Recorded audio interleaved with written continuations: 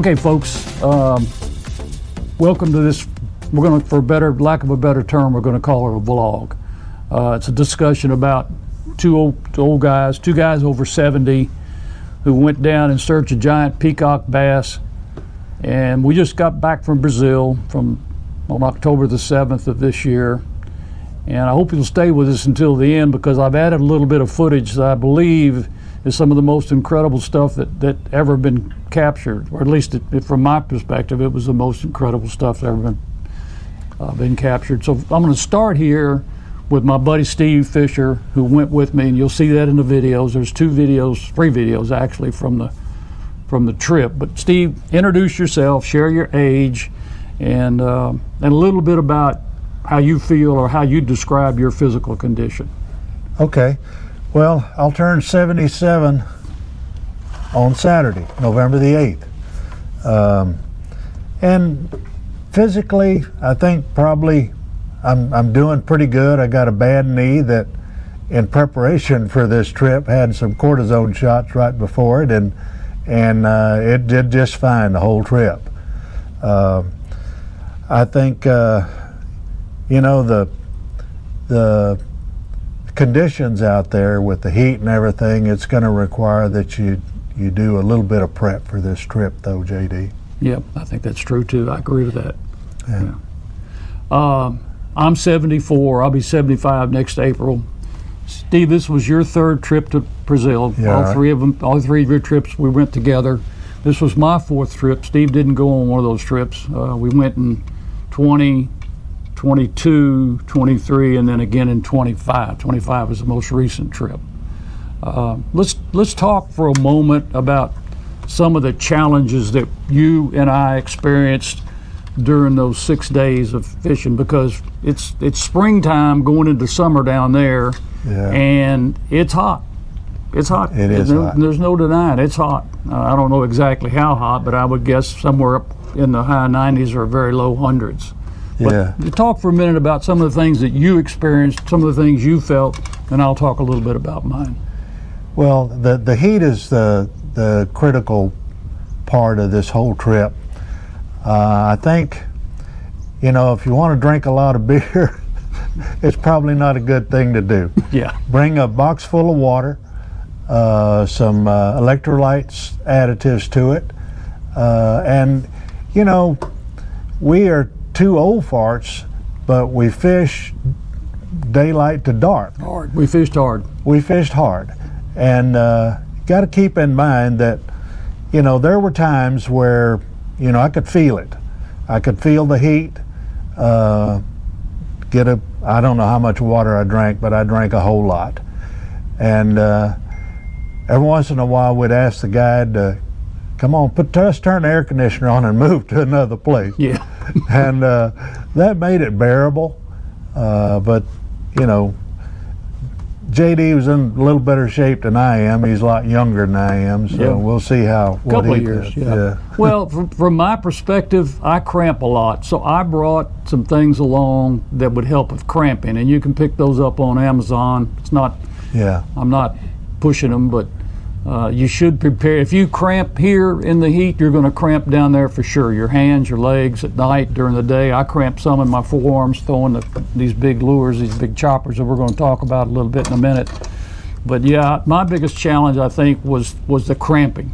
I had to deal with the cramping, but I brought along some things. It's basically pickle juice and some apple cider vinegar mixture that they sell. Not very expensive, but it does work, and it helped a whole lot, for me at least. Yeah. To me, I would describe it, if you live here in Texas, especially South Texas, it's about like August in South Texas.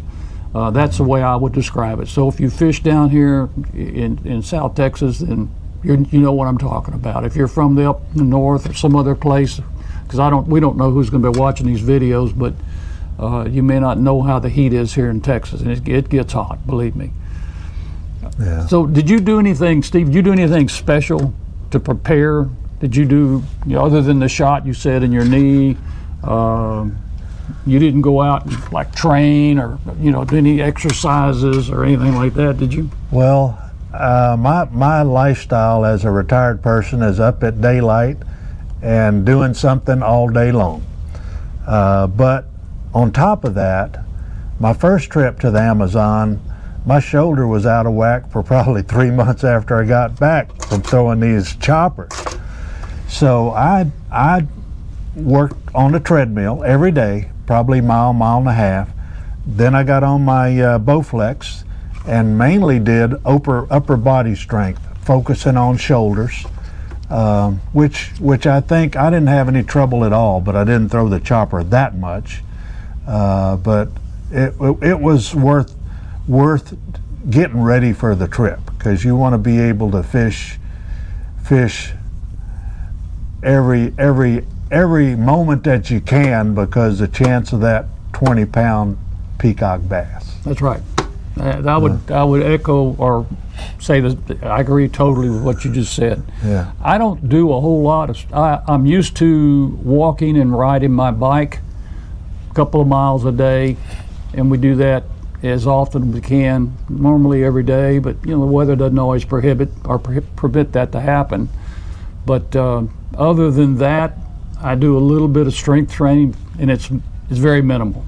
Very minimal. I do fish a lot now, I will say that, and I still wade fish. I had just come back a week and a half prior to us leaving from a week down in Port Mansfield, wade fishing every day with people that were far younger than I am, and so keeping up with them was tough. Plus I was driving my boat, and that's a challenge also on top of everything else. But yeah, that's I try to fish as much as I can, as often as I can, and I think that in itself probably keeps me.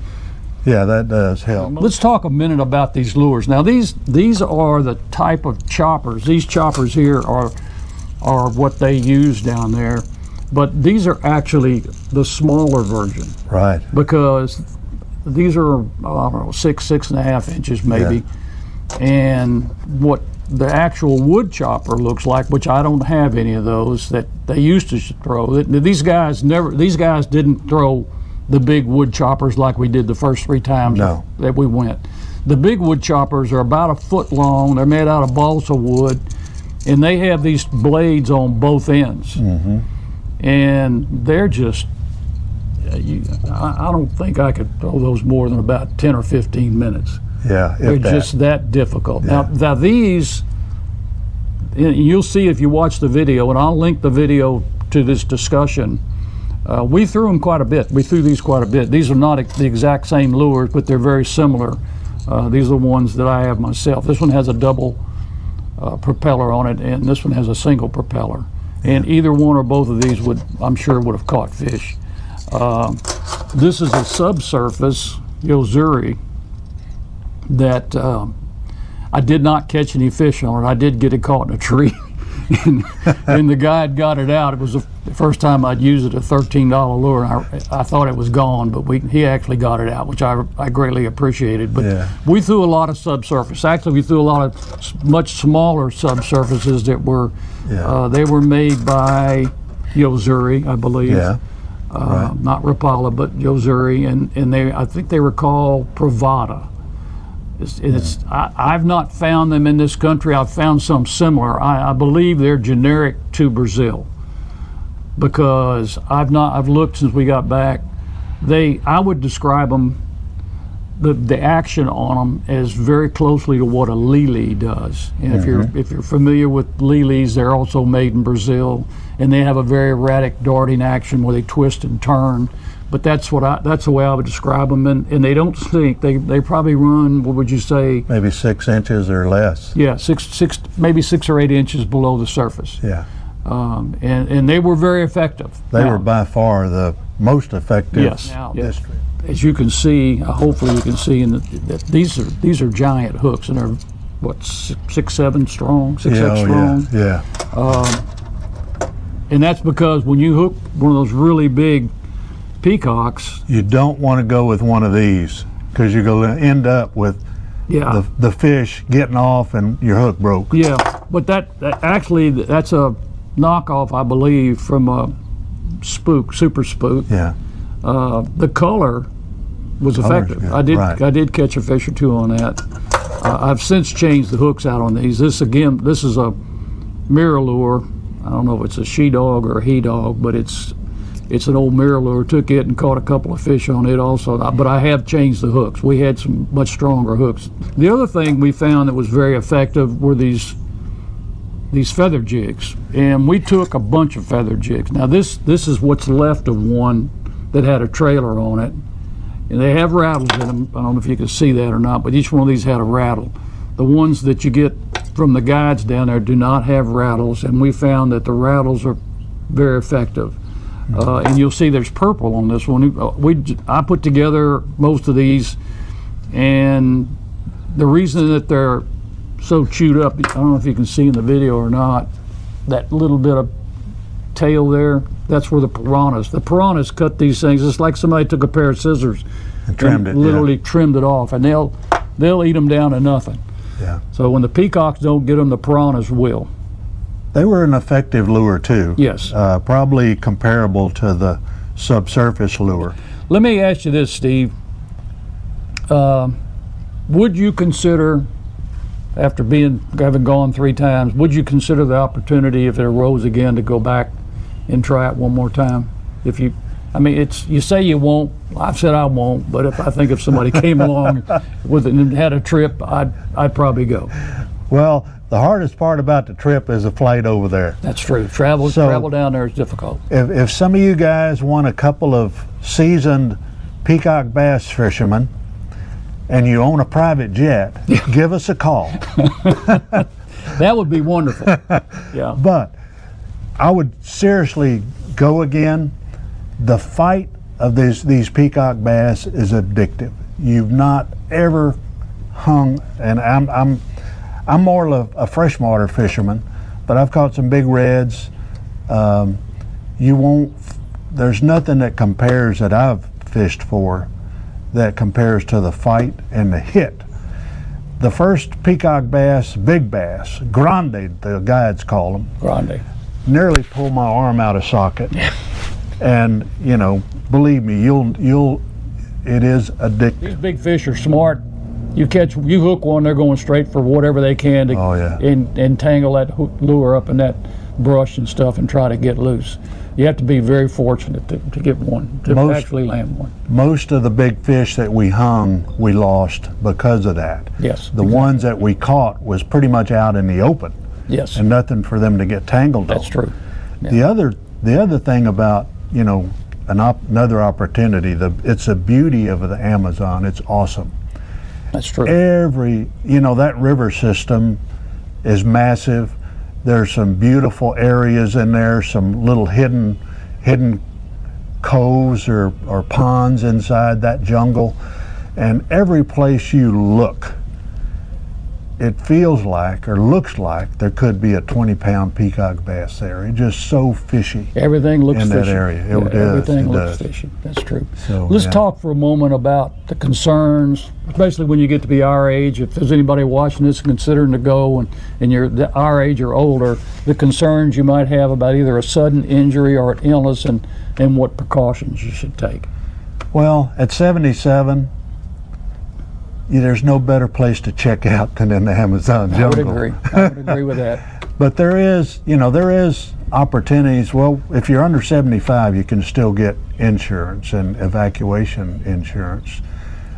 We found out through the RV system that we belong to that there's Family RV Association. Yeah, they have a benefit that on travel will evacuate you. Yes. So that's it. Well, we should talk about that just for a moment. So if you're 75 or younger, as I understand it, you can buy trip insurance. Nobody wants to insure you. So if something happens before you go, they'll reimburse you at least a portion of what your investment was into the trip. Mm-hmm. And it's not a cheap trip. No. The biggest concern I think we had was if something happened while we were down in the jungle, because you're not close to any kind of anything. No. It's getting out of there. So Steve mentioned that organization. It's $90 a year to join. It's a good benefit. If you don't own an RV, you probably know somebody that does, and so you can kind of tag along on there. But otherwise, it'll cover you anywhere in the world. and it will get you out of there if you have a heart attack. Now, if you break your arm, they're probably not going to fly a helicopter out there to pick you up. You're going to have to wait to get back to somewhere like Barcelos or somewhere like that to get evacuated to a hospital. But if you need to get out of there because you had a stroke or a heart attack or some very serious illness or injury, then they'll come get you and take you to the nearest hospital, and then and they'll also evacuate your remains. I mean, that's not it's a gruesome thing to talk about, but if you die out there, they'll get your body back, because it's not cheap. We've heard stories of people paying upwards of $40,000-$50,000 just to get the body back to the States. Yeah. So that's something to be concerned about, something to think about. And the other thing we did, JD's son is a physician, and he wrote a couple of prescriptions for antibiotics, things like that. You never have to, well, go prepared. Have you a medicine bag for Montezuma's Revenge, or Imodium, Pepto-Bismol, tablets. Yeah. We took some Cipro in case we got, like you said, Montezuma's Revenge. I can't. I'm trying. The one thing, I did get a cold this time, which I've never done before. I think it was a cold. It could have possibly been COVID. I don't know. I felt pretty bad for a couple days, but I took some Tylenol and kept going. Yeah. So you should be prepared for any inevitability, because it does exist. Yeah. You're traveling to a foreign country on plane with who knows what they've got or what you might come in contact with. So you should think about all the possibilities and try to prepare at least a little bit for the inevitability that you may get sick. I don't worry too much about getting injured, although, and we went in 23, I did get a hook in my hand, one of these big hooks in my hand. I had my son with me, so he had his medical bag. We went back to camp and he got it out, bandaged it up, and we went right back to fishing. It was no big deal. Somehow I seem to be able to get hooks in my hand. Yeah, and I'm the one that has to pull it out. Yeah. I think I'd rather get hooked than have to pull it out. Yeah, But well, I think I'd rather pull it out than get hooked, but that's another story for another day. So let's just wrap this thing up real quick here, because I see we've gone 20 minutes now. And I didn't intend for it to go that long. I'm just going to say, if you're in your 70s, don't let your age hold you back. yeah. We look at it as an adventure. Yep. I'd rather live my life doing something that I love or enjoy than sitting in a chair somewhere watching somebody else do it on television or on the computer. Go for it, is what I'm trying to say. Don't let your age hold you back. Don't let your physical condition hold you back, because you can always take a break. That's right. You don't have to fish all day long if you don't want to. They'll take you back to and it's air conditioned. You can go get in the air conditioned if you feel that hot. Yeah. So don't let your limitations, is what I'm trying to say. That's right. And, Summarize it. Go for it, guys. Don't let your age or whatever you think might be holding you back. Go for it. yeah. And thanks for watching. And if this interested you, I'll try to link the other videos that I shot, and there's a bunch of them on YouTube from our previous trips that you might be interested in. But anyway, thanks for watching if you're still with us.